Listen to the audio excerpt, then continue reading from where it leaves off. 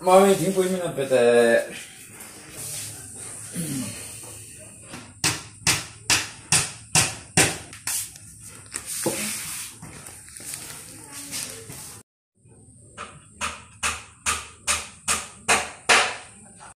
na hum hal chung chang a hian committee nei report that hi a secretary chu kan bechin don te a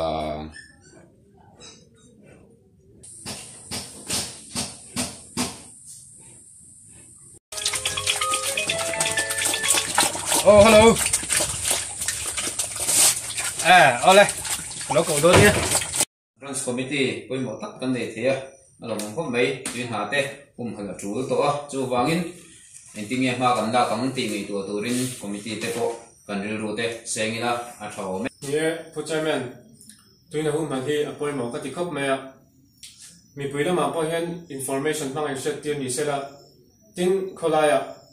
mi pui mu thai tur bokin thuzia tar bokila branch po hian atu langin mala chhozeli la ka hello OMA information atangin tuina hum hal chungchanga branch OMA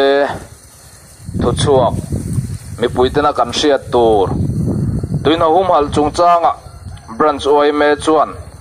thei topa mala katuma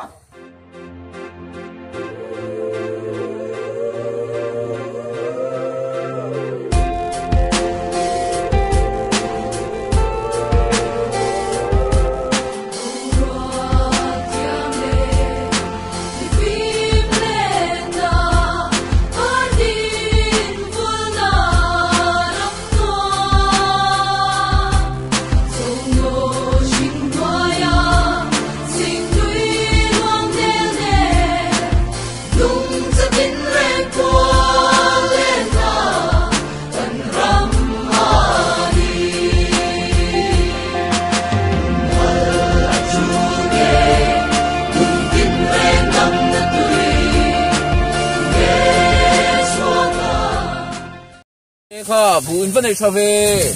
ya hei patia zara kan lo ve khop mai na kum lam phon so kan tiang mo dur so thia le ka tuma kaya ramngo thi lo zo ai